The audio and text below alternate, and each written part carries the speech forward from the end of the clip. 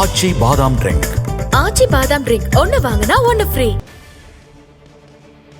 மற்றும் ஒரு முக்கிய செய்தி, சென்னை பல்கலைக்கழகம் அண்ணாமலை பல்கலைக்கழக பேராசிரியர்களுக்கு மே மாத ஊதியம் வழங்கப்படவில்லை என்று அண்ணாமலை குற்றம் சாட்டியிருக்கிறார்.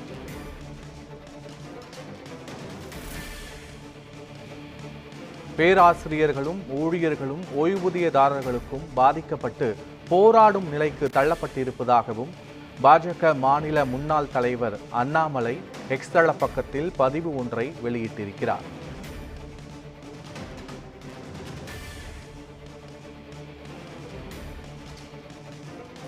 பேராசிரியர்களுக்கு வழங்க வேண்டிய மே மாத ஊதியம் வழங்கப்படவில்லை என்று அண்ணாமலை தெரிவித்திருக்கிறார். முழுமையான விவரங்களோடு எமது செய்தியாளர் ஹரீஷ் இணைந்திருக்கிறார். வணக்கம் ஹரீஷ், முழு விவரங்கள் என்ன? பத்மநாபன், சென்னை பல்கலைக்கழகம் மற்றும் அண்ணாமலை பல்கலைக்கழகம் பேராசிரியர்கள் மற்றும் ஊழியர்களுக்கு வழங்காத, அதாவது மே மாதத்துக்கு ஊதியம் இன்னும் வழங்கப்படவில்லை என்று செய்தி மிகுந்த அதிர்ச்சி அளிக்கிறது. பேராசிரியர்களுக்கும் ஊழியர்களுக்கும் ஓய்வுதாரர்களுக்கும் இதனால் பெருமிதம் பாதிப்பு ஏற்பட்டிருக்கிறது. மேலும் போராட்ட நிலைக்கு தள்ளப்பட்டுள்ளனர். கல்வித்துறை அதாவது கேள்வி தகுதியா அவல நிலையில் உருவாக்கப்பட்டிருக்கிறது. முதலமைச்சர் மு.க.ஸ்டாலின் ஆட்சியின் சாதனை தான்.